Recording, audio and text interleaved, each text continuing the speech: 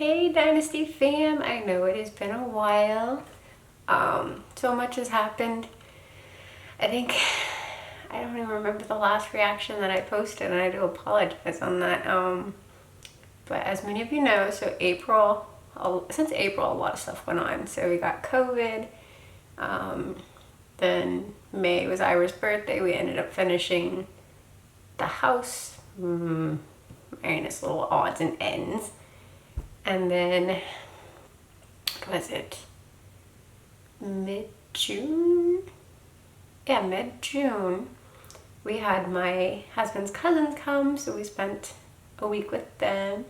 We went to New York, which I did post those vlogs. We got to see a Hindu temple, which was gorgeous.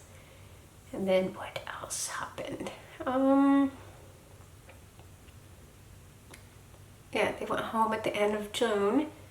And then for the 4th of July, we went to Six Flags and basically just spent a couple days there with a couple friends and their kids. And then that same week, my daughter had a sleepover, and unfortunately she got sick and we didn't know what was going on with her. So what was it? I'm trying to think. It's such a blur because so much happened during that time. But she was spiking fevers up to 105. And I took her to the ER twice. They did some tests on her and said she was fine. I'm like, oh, this is ridiculous. No child her age should be running temps like that. And then she ended up running 106, which at that rate, 105, 106 on a kid affects their brain. So rushed her to Children's.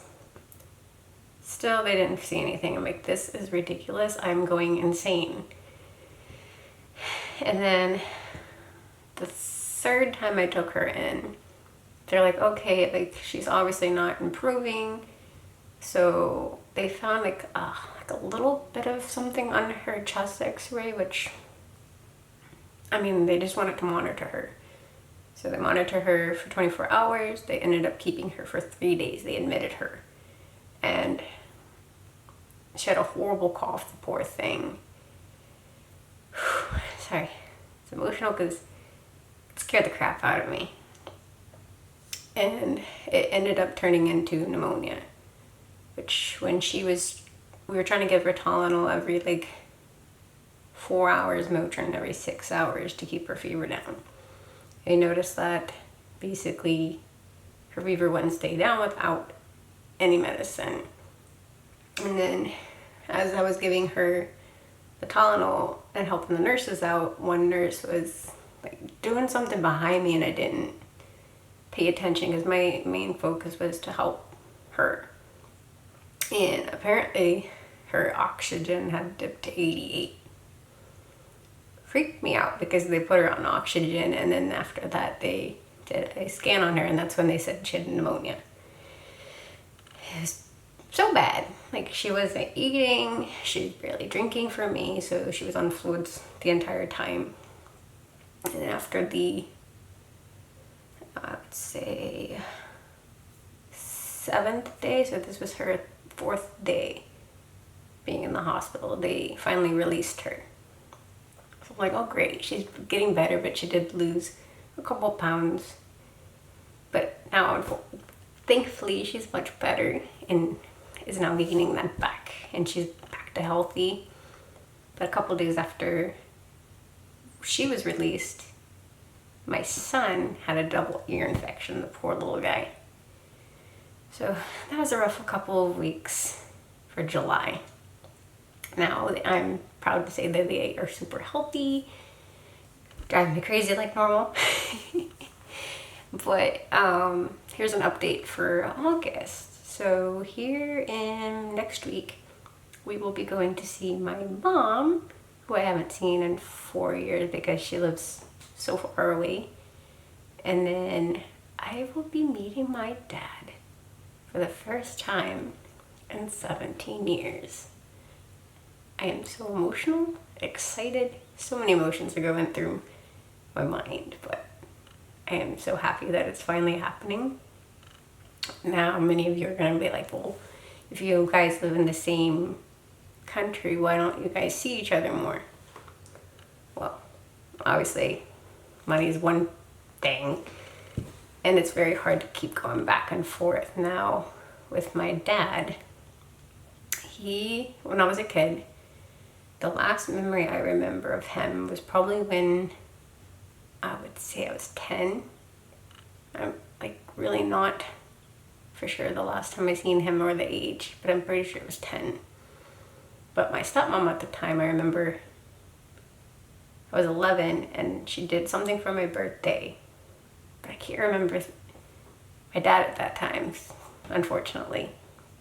But there was some incident where they did not get along and their relationship did not work out. And things happened to where he was placed in a mental institution for 10 years. So I didn't get to see him. I wasn't allowed to see him. I could talk to him, but I didn't have a great relationship, so I didn't get to really talk. So he started calling me out of the blue probably 2015. And at first I was like so angry at him because I had all these emotions and people had lied to me about him.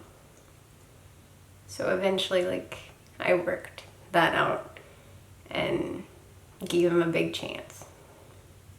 So now we've been talking for the last probably 5 years now, and we talk like every single day. My kids get to talk to him, and so now we'll be seeing him. So I will be sharing that journey with you guys. I will also be sharing where I grew up. That is a really hard thing for me to share, but I want to share it with you guys because I want to show you where I grew up. It's a special place for me, and it's also a very emotional time because traumatic things happened there, but it's kind of like I'm at peace with it now.